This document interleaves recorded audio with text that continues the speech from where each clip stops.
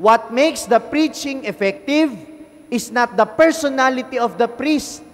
It is the Word of God that the priest re-echoes in his homily or in his preaching. Tama po o mali? Kung salita ng Diyos ang naririnig natin, yun naman talaga ang kailangan natin. Hindi yung personalidad nung nagpapahayag o yung ganda ng kanyang pananalita.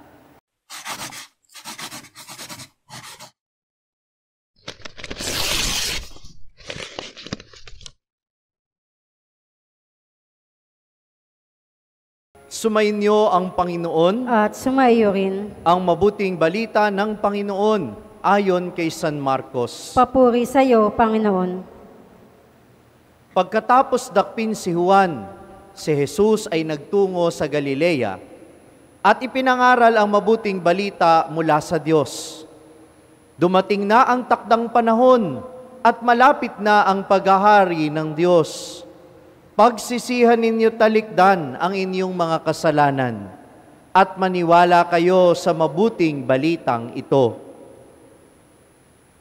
Samantalang naglalakad si Jesus sa tabi ng lawa ng Galilea, nakita niya ang magkapatid na Simon at Andres na naghahagis ng lambat. Sila'y mangingisda. Sinabi ni Jesus, "Sumama kayo sa akin at kayo'y gagawin kong mamamalakaya ng tao." Pagdakay iniwan nila ang kanilang lambat at sumunod sa Kanya.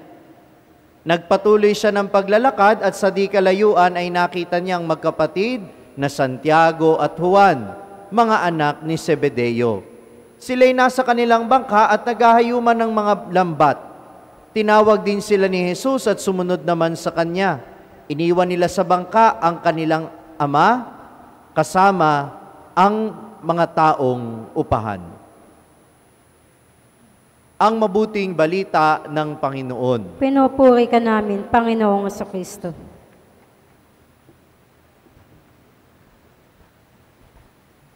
Magandang gabi po sa inyong lahat at ang ating pagbati sa lahat ng mga sumusubaybay sa ating live streaming sa page na Sa Madaling Sabi. Saan man po kayo nandoon sa mundo, mga kababayan namin, kasama po ninyo ang parokya ng San Agustin sa diwa ng panalangin. Ano nga ba ang pamantayan natin ng magandang homilya o magandang sermon? Alam po ninyo, sa panahon ngayon, napakahirap po para sa amin kung minsan, o siguro ay challenge po para sa amin na yung aming sermon o yung homilya namin ay pakinggan ng mga tao. Tanong nyo sa akin, bakit? Kasi sa isang iglap, kung hindi sila natutuwa o nasisiyahan sa sermon mo, ililipat lang nila yung Facebook page at makakahanap na sila ng gusto nilang marinig na sermon. Napakadali pong mamili ng pari ngayon sa online mass at pwedeng yung ipinapahayag namin dito, kung hindi ninyo pakikinggan, pwede rin namang i-replay o kaya ay humanap na lang din ng sermon ng ibang pari online. Ano nga ba ang pamantayan mo ng magandang sermon? Mga kapatid, ang ipinapaalala sa atin ngayon ng linggong ito, ang linggo ng salita ng Diyos, na ang pangangaral ng isang pari o ng kahit sinong mangangaral tungkol sa salita ng Diyos ay hindi tungkol sa personalidad. Hindi rin ito pagandahan ng salita. Ito ay tungkol sa pagiging tapat sa mabuting balita. Kung meron mang nagpapaganda sa sermon, hindi ito yung mga kwento, hindi ito ang mga gimmick na pagkanta, pagsayaw, o kaya naman ay kung ano-ano pang mga pakulo. Ang nagpapaganda sa isang homilya o pagpapahayag ay walang iba kundi ang pagkaugat nito sa salita ng Diyos. If the Word of God is reflected in the preaching, then the Word of God or the preaching becomes effective. Let me repeat that. What makes the preaching effective is not the personality of the priest. It is the Word of God that the priest re-echoes in his homily or in his preaching. Tama po o mali? Kung salita ng Diyos ang naririnig natin, yun naman talaga ang kailangan natin. Hindi yung personalidad nung nagpapahayag o yung ganda ng kanyang pananalita. Narinig natin sa unang pagbasa ngayon, si Propeta Jonas, na tinatawag na the reluctant prophet. Kung siya po ay reluctant, ibig sabihin yung pagpapahayag niya sa Ninive ay aasahan mong hindi rin ganun kaganda. Ang sabi sa kanya ng Panginoon, pumunta ka sa Ninive at sabihin mo sa kanilang magsisi sila sa kanilang kasalanan. Kung hindi, ay gugunawin ko sila. Pero si Jonas, for some reasons, ayaw niyang pumunta ng Ninive. Sabi ng mga eksperto sa kasulatan, kasi para kay Jonas, sobrang tigas na ng ulo ng mga taga-Ninive at hindi naman sila makikinig. Pero pangalawa, ayaw lang talaga ni Jonas dahil siya mismo matigas ang ulo. Pero dahil ang Diyos ay naniniwala na mayroong magandang mangyayari sa misyon ni Jonas, si Jonas mula sa barkong sinasakyan niya papatakas palayo sa Ninive. Inihagi sa barko, nilulon ng malaking isda at iniluwa sa pampang ng Ninive. At doon nga niya ginawa ang misyon. Ipinangaral na magsisi sa kanilang mga kasalanan ng mga taga-Ninive. At sa laking gulat niya, nagbagong buhay yung mga tao at hindi lang sila nagsisi, pati yung mga hayop nila ay nagsisi sa kanilang kasalanan. Gusto lang ipakita sa atin ng Ebanghelyo that the impact in the person's lives is not dependent upon the preacher. It depends on the word of God that the preacher preaches. Kasi kung si Jonas ang magiging batayan ng mabuting pangangaral, hindi po siya mabuting mangangaral. Subalit dahil salita ng Diyos ang ipinangaral niya, ito'y nagkaroon ng talab sa puso ng mga taong nakikinig sa kanila. Kaya sila'y nagkaroon kaagad ng pagsisisi sa kanilang mga kasalanan. Am I making sense, my dear brothers and sisters? Ramdam nyo naman kapag binobola lang kayo ng mangangaral. Kapag hindi na niya binabanggit ang salita ng Diyos, alam ninyong walang dating sa inyo kasi alam nyong binobola lang kayo. Amen? Pero hindi nakadepende sa mangangaral. Ito'y nakadepende sa salita ng Diyos. Kuminsan ang mga preacher nakakaantok. Kuminsan yung style parang hindi mo gusto. Pero pag pinakinggan mong mabuti yung mensahe at nalaman mong ito'y mabuting balita galing sa Diyos, nagkakaroon ng talab sa iyong puso. Alam po ninyo, meron akong ganyang mga karanasan. May mga pagkakataon po na ako, pag nangangaral, wala ako sa mood. Naniniwala kayo doon? Minsan po may mga hindi ako magandang gising na wala ako sa mood na mag-preach. At para sa akin, ang pangit. Para sa akin, walang kwenta yung pagpe-preach ko. Nadi-disappoint ako sa sarili ko. Pero magugulat ako pagkatapos ng misa, may magme-message sa page ko, o kaya naman may mag-a-approach dito sa akin sa sacristy at sasabihin sa akin, umiiyak pa kung minsan, Father, alam mo, na-bless ako sa sinabi mo. Sabi ko, hala, paano nangyari yun? Ako nga mismo, hindi nasiyahan. Sa akin nga mismo, walang talab. Pero bakit sa kanya may dating? Tanong nyo sa akin, bakit? Because it is not about me. It is not about how I preach it. It is about the Word of God that I preach. And what touches the hearts of men is not the words of the preacher, but the Word of God that he proclaims. Amen? Minamahal kong mga kapatid, ang paalala sa atin ni San Pablo, maging detached tayo doon sa mga bagay na naglalayo sa atin sa pagkaangkla doon sa mga pangako ng Diyos.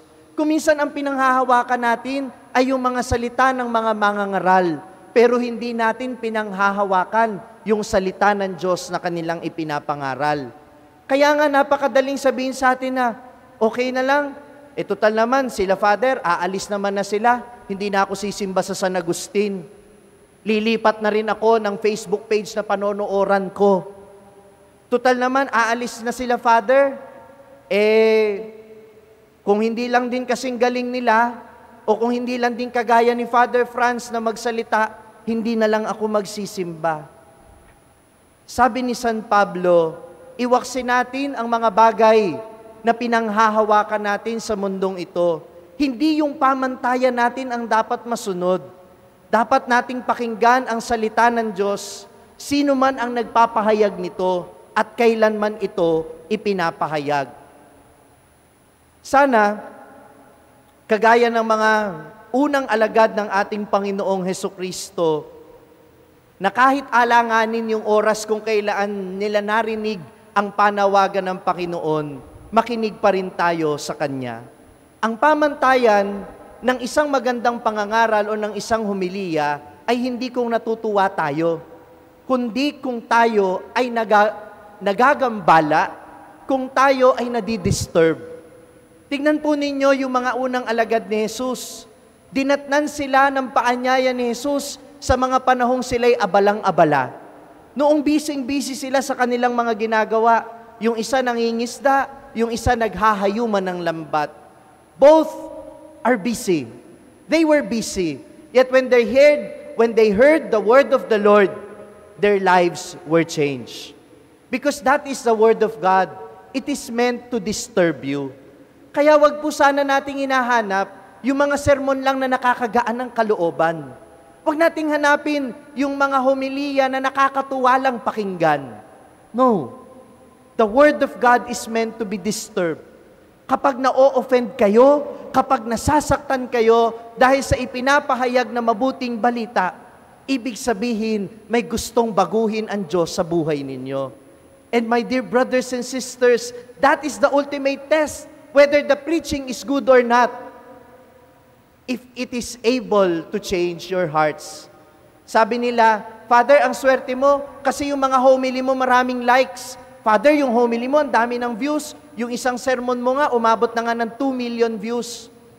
Napaka-effective, Father, ng preaching mo. And I say, hindi ka sure. Hindi tayo sure. Tanong nyo sa akin, bakit? Tanong nyo po sa akin, bakit? Kahit maraming views ang sermon, kahit maraming nakagusto ng sermon, but if it failed to change your heart, then the preaching is not effective. Because that is the aim of the Word of God. Jesus said in the Gospel today, the time has come. Repent and believe in the Holy Gospel. Hindi po pwedeng believe in the Gospel lang. Palaging may kasamang repent. Kaya po, ang talab ng salita ng Diyos, the preaching will only be effective if it is rooted in the Word of God, if it preaches the Word of God, and if this Word of God changes your heart. Kaya kung naaaliw ka lang dahil natutuwa ka sa mga salitang binibitiwan, dahil nahihilot lang ang iyong kalooban, I'm sorry, this preaching is a failure. Because the Word of God does not only mean to console, but also to disturb us, so that our lives may change for the better.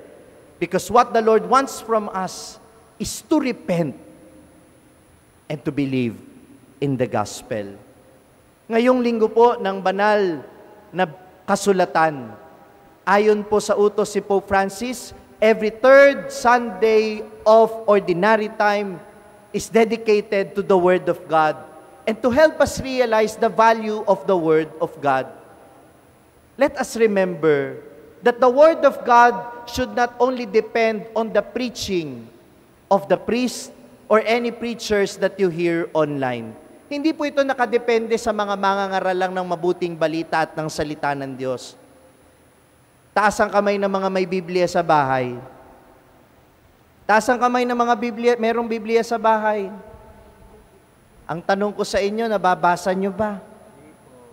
Opo, kasi po yung ibang Biblia sa mga bahay ninyo, punong-puno ng alikabok. Nakakahika na pag kinuha ninyo. Bakit? Kasi hindi binabasa. But when you read the Word of God, hindi mo na kailangang hintayin yung sermon ng pari. Hindi ka madi-disappoint the next time that you go to the church at hindi mo nagustuhan yung sermon. Bakit? Kasi pagpunta mo pa lang dito, may baon ka na. Kasi binasa mo na yung salita ng Diyos na babasahin sa misa. Kasi nagnilay ka na. Kaya kahit hindi ka masyadong kontento dun sa pagninilay ng pari, yung personal encounter mo with the Word of God, it already changes your life. Do I hear an amen? Kaya sana, wag nating hayaang nakatenga ang mga Biblia natin sa bahay. Basahin natin. Because the Word of God does not depend on preachers. The Word of God is meant to be read by everyone, especially us Christians. Ano ang batayan ng mabuting sermon? Ano ang batayan ng mabuting homilya? Hindi ang pari, hindi ang mga salitang binibitawan niya, hindi yung gaan sa pakiramdam na nararamdaman natin, hindi. Ang epektibong homilya o sermon ay dapat nagpapangaral ng mabuting balita at dapat nagdudulot ng pagbabagong buhay sa ating mga tagapakinig nito. Amen. Kung na-bless ka ng pagninilay natin sa araw na ito, huwag mong kalimutang mag-subscribe sa page na ito at i-click ang bell button para manatiling updated sa tuwing nag-upload tayo ng mga pagninilay dito. At syempre, hindi pwedeng ikaw lang ang nabe-bless. Kung gusto mo ring mabless ang iyong mga kaibigan at mahal sa buhay, i-share ang link ng video na ito sa kanila.